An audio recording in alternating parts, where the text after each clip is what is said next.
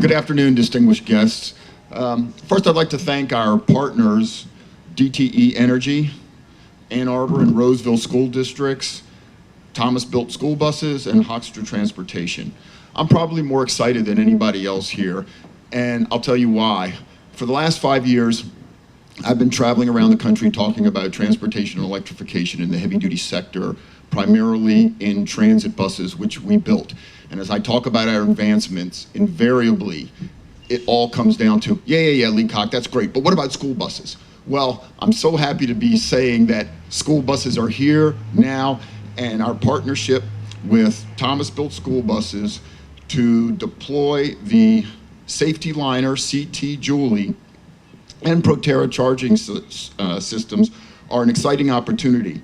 As people have mentioned, this project includes vehicle-to-grid integration study, which holds the promise of having fleets of school buses be distributed energy in the summertime to help with peak energy demands and grid stabilization.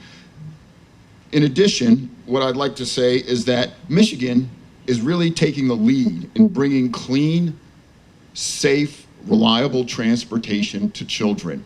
Michigan is the first state in the U.S.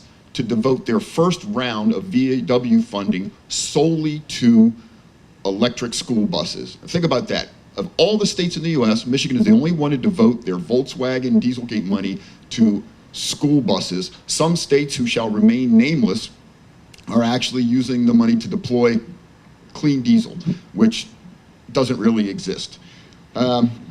So, anyway, with our partners, we are designing and engineering safe, durable, clean transportation to Michigan and its future children.